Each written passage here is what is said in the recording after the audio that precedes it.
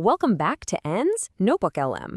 Today, we're going to dive into a teaching that's, well, it's not some lofty, abstract philosophy. Think of it more like a practical user's manual for the human mind.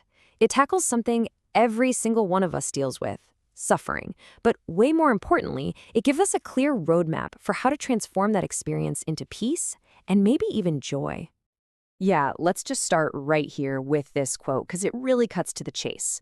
For 45 years, the Buddha's message was incredibly focused. He wasn't talking about, grand theories of the universe. This was all about a direct, practical response to the fundamental human condition. This quote really grounds everything we're about to talk about. It's not about escaping life. It's about learning how to live skillfully right in the middle of it. So, where do you even start with something that big? Well, the way the Buddha approached it is, honestly, it's like a brilliant doctor.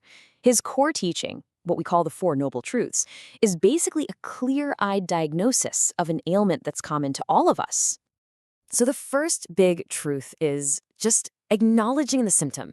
The original word for suffering is dukkha, and its root meaning is something like bitter. It's that background hum of unease we all kind of feel sometimes. Now, what's so powerful here is that the first step to getting better isn't to fight it or run away. It's just to recognize it. To be able to say, yep, this is here, this hurts. Just like telling a doctor where the pain is, that simple, courageous act is the most important first step. And look, this is the whole process laid out right here. I love this because it's so clear, right? It's not just a random collection of ideas. It's a logical, hopeful, four-step plan. You've got the symptom, the diagnosis, the prognosis, which is, hey, good news, you can get better, and then finally the prescription for exactly how to do it. Okay, so that brings us to the second step, the diagnosis, because, you can't just wish suffering away. You've got to become a bit of an investigator. You have to really understand what's causing it, and maybe more importantly, what keeps feeding it day after day. And this is a really crucial idea. Our pain isn't just random. It doesn't just happen.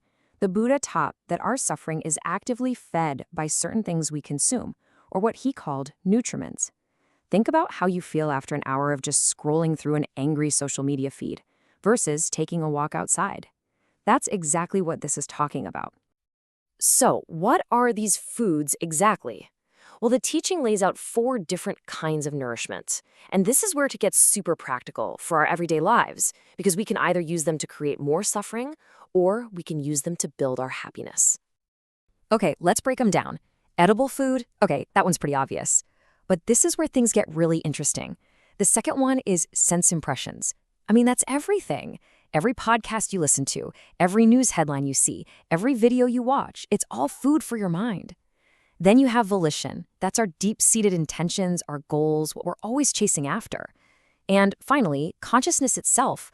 The collective vibe we soak up from the world around us and the personal stories we tell ourselves over and over again. Everything we take in is shaping who we become. And to really hammer this point home, the Buddha used this incredibly shocking story. I mean, listen to this. Wow.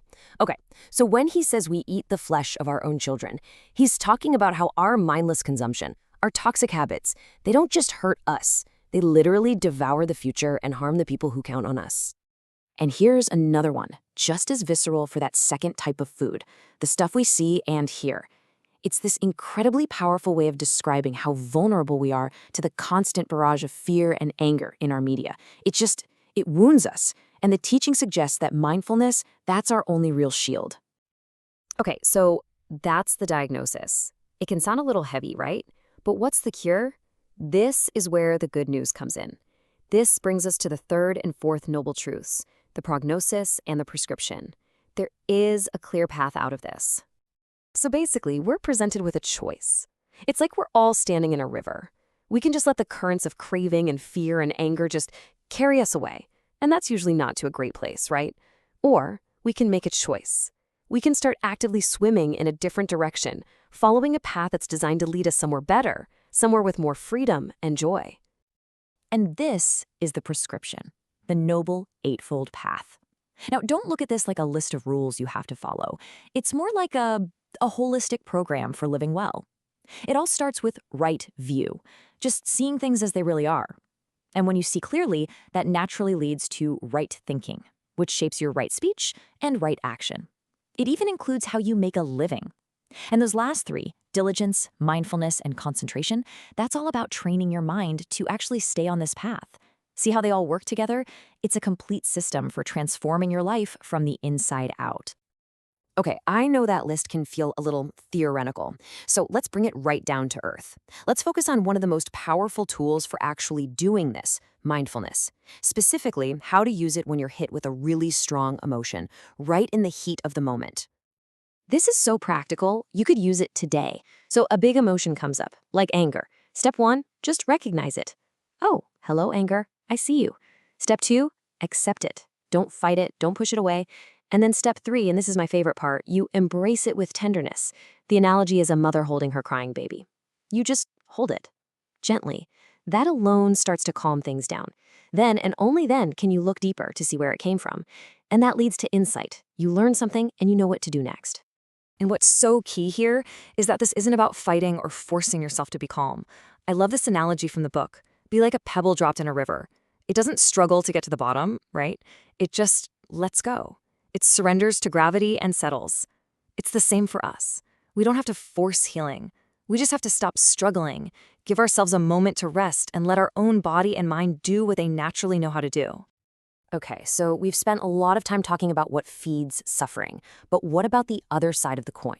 This practice isn't just about avoiding the bad stuff. It's about actively watering the seeds of the good stuff. So I want to leave you with this question to think about. What genuinely nourishes joy in you? What are those things, the foods, the sounds, the thoughts that make you feel truly well? You know, when you really get down to it, this whole teaching is saying that the goal isn't to create some perfect life where nothing ever hurts. That's just not possible. The real goal is to build up the skill, the capacity to meet our pain with kindness, to embrace it with understanding, and to learn how to transform that suffering into the very soil that helps our peace and our joy grow. If this topic has captured your interest and you'd like to dive deeper, the book is called The Heart of the Buddhist Teaching by Thich Nhat Hanh.